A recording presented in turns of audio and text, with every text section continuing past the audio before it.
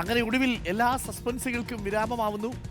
വിജയിയുടെ super ചിത്രത്തിൻ്റെ ഒരു ശുഭപര്യവസ്ഥയായ climax പോലെ നാളെ വിജയ് തമിഴകത്തിൻ്റെ തേരാളിയായി സത്യപ്രതിജ്ഞ ചെയ്യാൻ പോവുകയാണ്.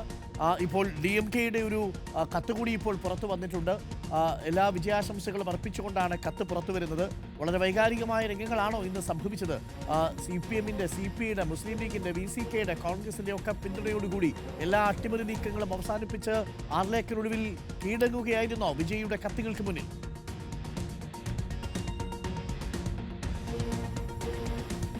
Arun, good evening. നാളെ തമിഴകമാകെ വിജയുടെ വിസിലടി മുഴങ്ങും. ചരിത്ര ദിവസമാണ്. ഇളയ ദളപതി തമിഴ്നാടിൻ്റെ മുഖ്യമന്ത്രിയായി സത്യപ്രതിജ്ഞ ഏൽക്കാൻ പോകുന്നു. രാവിലെ 10 മണിക്ക് ജവഹർലാൽ നെഹ്റു സ്റ്റേഡിയത്തിലാണ് സത്യപ്രതിജ്ഞാ ചടങ്ങുകൾ നടക്കുക.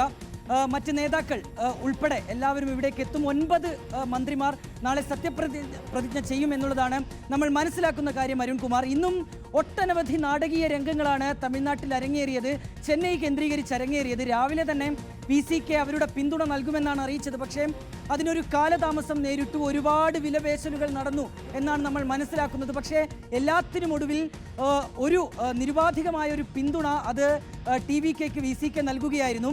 118 അല്ല, ഗവർണർ ആവശ്യപ്പെട്ടത് 118 അല്ല, പക്ഷേ 120 MLA-മാരുടെ പിന്തുണയോടുകൂടിയാണ്. ആ പിന്തുണക്കത്തുമായാണ് ഇന്ന് വൈകിട്ടോടുകൂടി ഗവർണർ രാജേന്ദ്ര വിശ്വനാഥ് അർലേക്കറെ കാണാൻ വിജയ് ലോക്ഭവനിലെത്തിയത്. ഏതാണ്ട് 2 മണിക്കൂറിലധികമാണ് കൂടിക്കാഴ്ച നീണ്ടത്.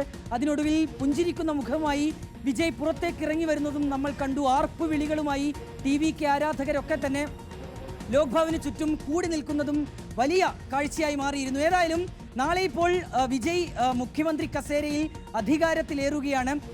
VCK ഒപ്പം തന്നെ മുസ്ലിം ലീഗ്, CPM, CPI തുടങ്ങിയ കക്ഷികളുടെയൊക്കെ പിന്തുണയുണ്ട്, കോൺഗ്രസിന്റെ പിന്തുണയുണ്ട്. അങ്ങനെയാണ് ഈ മുഖ്യമന്ത്രി കസേരയിലേക്ക് വിജയ് എത്തുകയും ചെയ്യുന്നത്. അതിനിടയിലാണ് അരുൺ സൂചിപ്പിച്ചതുപോലെ തന്നെ ഏറെ വൈകാരികമായ ഒരു പ്രതികരണം അത് സ്റ്റാലിൻ്റെ ഭാഗത്തുനിന്നുണ്ടാകുന്നത്. അദ്ദേഹം പറയുന്നത് DMK-യുടെ സഖ്യത്തിൽ വിജയിച്ചതാണ് കോൺഗ്രസ് MLA-മാർ, പക്ഷേ ഒരു നന്ദി വാക്ക് പറയാൻ പോലും കോൺഗ്രസിൻ്റെ ആരും ഇവിടേക്ക് എത്തിയില്ല, DMK ആസ്ഥാനത്തേക്ക് എത്തിയില്ല എന്നുള്ള അതിവൈകാരികമായ ഒരു കുറിപ്പ് കൂടി എക്സിൽ സ്റ്റാലിൻ കുറിച്ചിട്ടുണ്ട്. ഒപ്പം തന്നെ ഇടതു പാർട്ടികൾക്കുള്ള ഒരു അഭിനന്ദനം, അല്ലെങ്കിൽ ഒപ്പം നിന്നതിന് ഒരു അഭിനന്ദനം കൂടി, അല്ലെങ്കിൽ ഒരു നന്ദി പറച്ചിൽ കൂടി സ്റ്റാലിനിൽ നിന്നുണ്ടാകുന്നു.